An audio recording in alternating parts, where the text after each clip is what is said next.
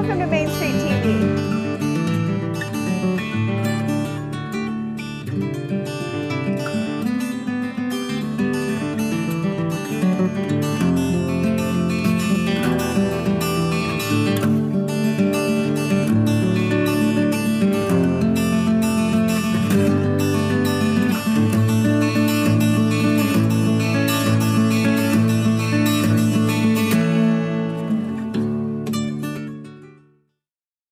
Well, welcome to today's SMAR program. We are back for part 2 of a series on the Douglasville-Douglas County Water and Sewer Authority, and we have with us, of course, our special guest, Mr. Pete Frost.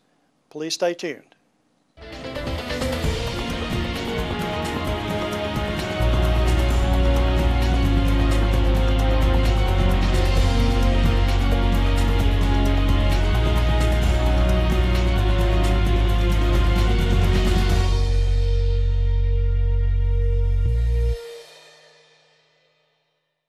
Let's talk a little bit about the sewer component of what you do.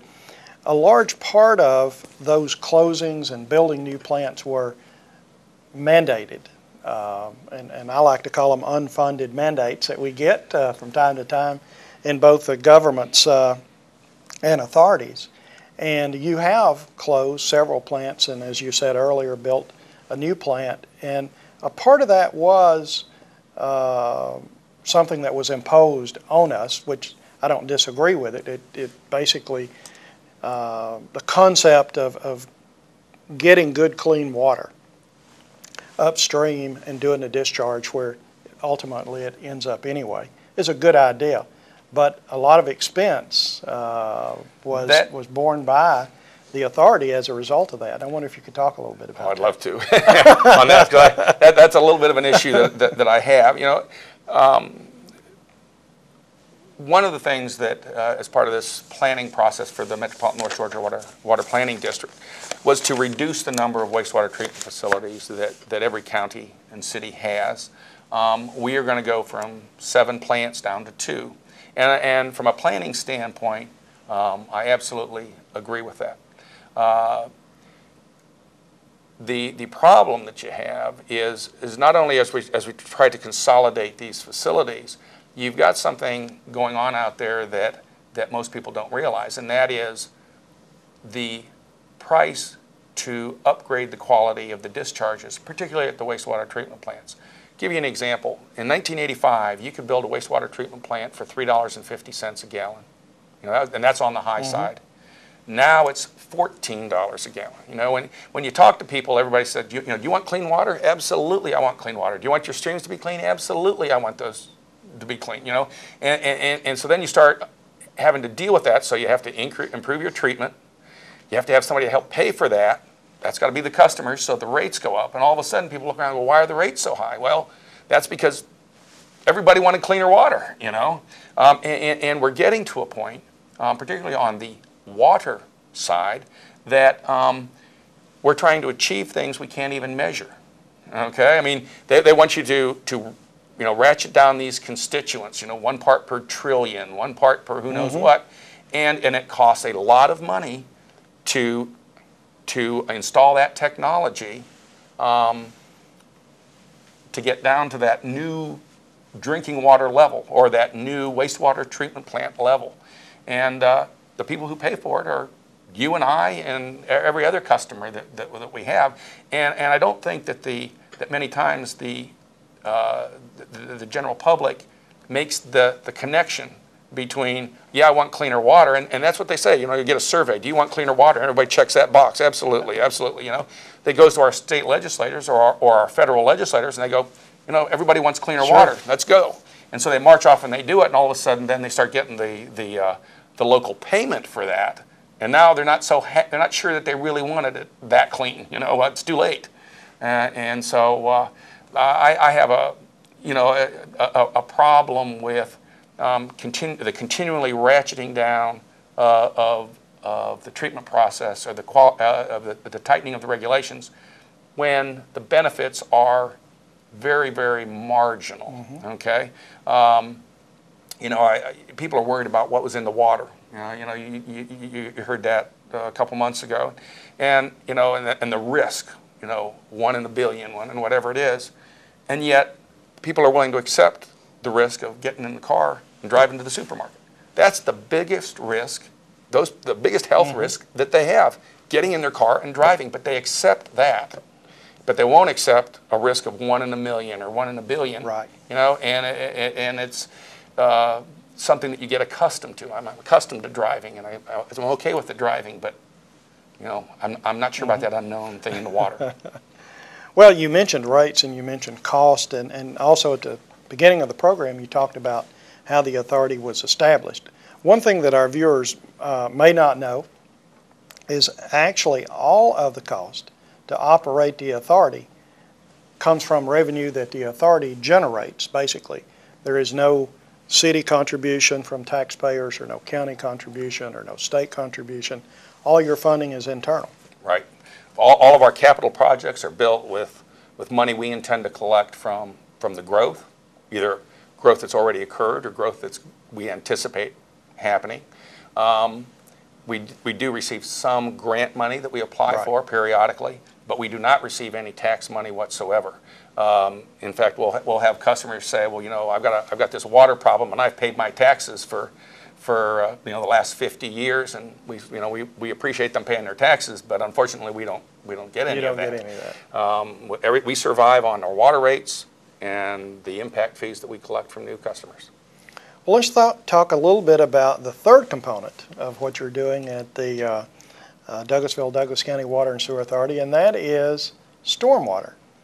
Now, for years and years, not too many folks thought about stormwater until we began to grow, and until we began to pave, and until water started entering the streams at a much faster rate than it did before. And a lot of other things happen as a result of growth.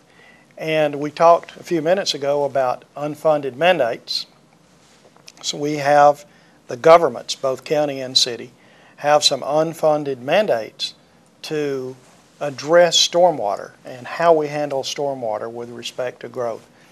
And as you mentioned early in the program, your authority has an interest in that and has an interest in clean water. And so both governments and the authority agreed that your authority was better positioned to handle that than the local governments, which I agree with that.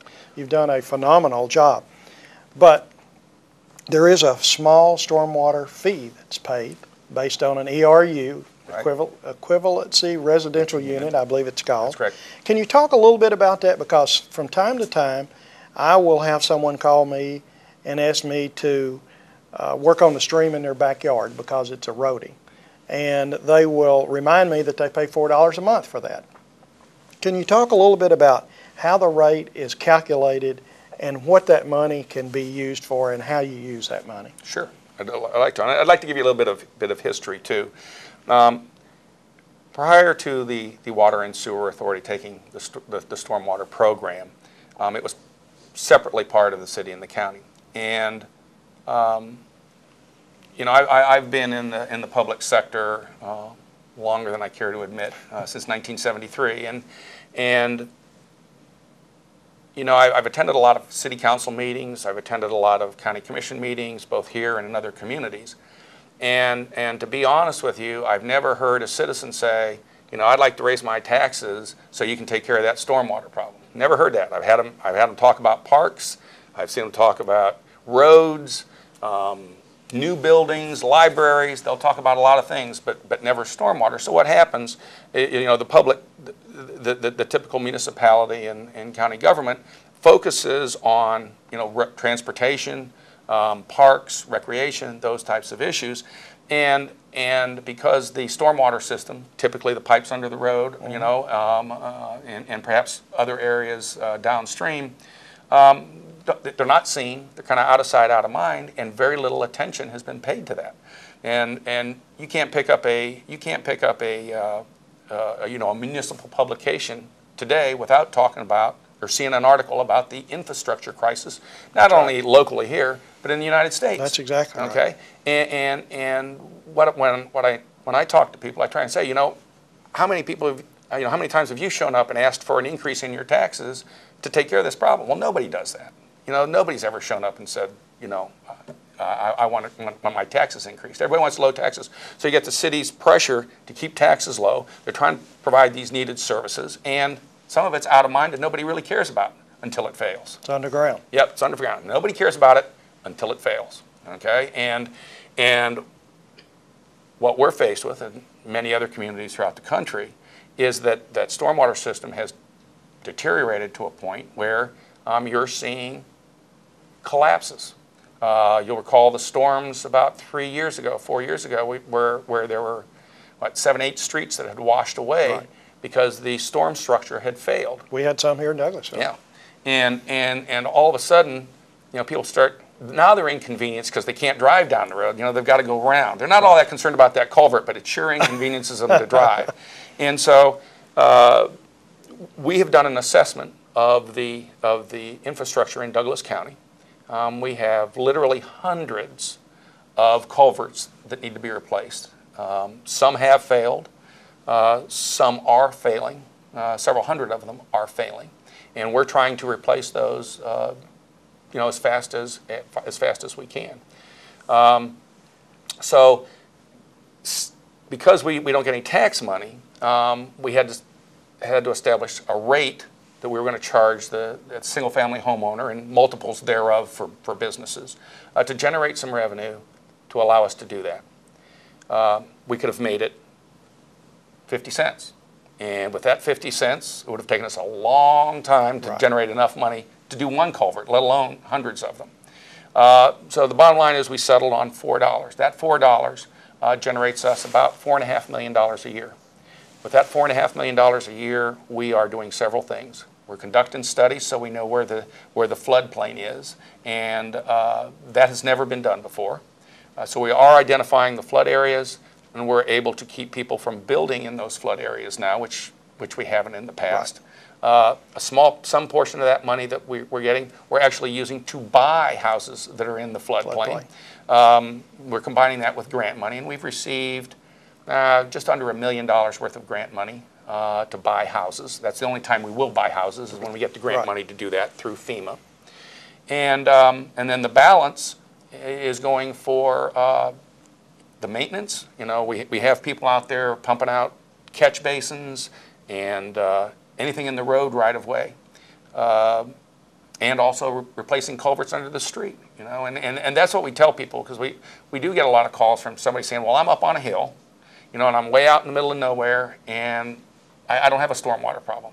Well, if they drive into the city, if they drive anywhere on a county road, they're benefiting from that stormwater program, because we are, in fact, replacing those culverts and making it safer for them to drive from point A to point B. So that's you know, an item. Now, you talk about the people with the streams in their backyard and the banks are eroding. Some of that is natural. As we build more, as we have built up more and more concrete, more and more impervious area, that water runs off that area faster, gets to the stream, the velocities are higher, and it scours the sides of that stream, and over time it gets wider and wider and wider, and the water gets shallower and shallower and shallower, because it's still the same amount of water in the stream, it's just spread out over a larger area, and it starts to look bad. I think ultimately we will get involved in that. But right now the problem is so great just on the public road right-of-way that's where we are concentrating our efforts. When we get that taken care of, then I think you'll see us expand that. But right now, if it's not on the public road right-of-way or not connected to the public road right-of-way, then it's a private property problem at this point. It's a shame, but it is a private property problem. But it's a good start to do what we're doing now, because otherwise we would have had some streets that would have probably been closed for extended periods of time had we not had the authority, stormwater authority, handling these repairs. We like to think so. You know, we do a lot of construction work.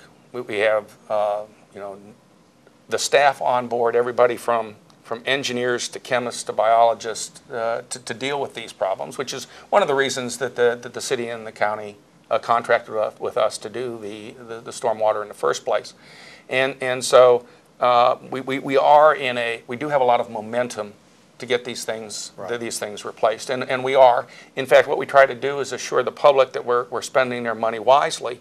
Annually, we take out a full-page ad in the newspaper and tell everybody, here's how we spent your stormwater dollars. You know, these are the projects that we built. These are the studies that we've done. This is the maintenance that we did, to try and assure folks that we are spending their money on what it was collected for. You know, the authority has, in my opinion, done a tremendous job in all three areas: water, sewer, and stormwater. As a matter of fact, the authority over the last few years I've seen has received a number of awards for your efforts. I wonder if you could just take a few minutes and tell us about a few of those you're most proud of. Okay, well, first of all, it really starts at the top. You know, when we started this discussion, we talked about the board of directors, and they have that common goal. And that common goal is to provide the best services, water and sewer services, that is possible in our community. And we have been able to hire the appropriate people with the appropriate qualifications that allows us to operate in a professional way. And the result is that they're very dedicated people. I get to lead the parade, you know. I mean, I'm the face that everybody sees, but the Sure. reality is there are a lot of people, a lot of dedicated people that allow us to get us in a position to win these awards. You know, we've had the best tasting water in the state multiple times over the past decade. We have had the best operated wastewater treatment plants in the country. We've had the best operated water plants in the Southeast. And just recently, we were one of 4 systems in the country to show a 10-year history of federal compliance with the regulations on the Safe Drinking Water program. So we are very pleased with that. We try to compete with our Sure. peers, and you know, and when we don't win, frankly, we'll go out to that system that did win and see what they're doing differently, and see if that's going to work for us or if it's not going to work for us. But it's all with one thing in mind, and that is to do two things in mind. One, to do our best, and to assure the public that we are doing our best. Do we make mistakes? Yeah. You know, unfortunately, we do make mistakes. We're not perfect, but I can tell you, it's not because we don't care. It's because of an accident or a problem or a backup or something like that, but it's not because we don't care or we're not trying. You know, there's an old saying, and it goes like this: he who never does anything never makes a mistake. So if you're going to do something, periodically you will. But over the years, you and your staff at the authority have provided a tremendous benefit for all of us who live here. Actually, I lived here when we didn't have an authority, so I have a better appreciation of that. Well, I hope you're enjoying the interview today with the Executive Director of the Douglas County Water and Sewer Authority, Mr. Pete Frost. We will be back in just a few minutes. Thank you for joining us.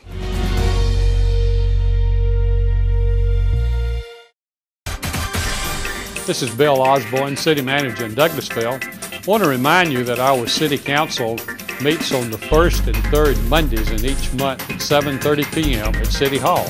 There's a legislative work session the preceding Thursday nights at 7:30 p.m. at City Hall. We welcome the public. There's always the opportunity for the public to speak during these meetings. But if you can't come to the meetings and you want to keep up with what's going on, catch us on City TV.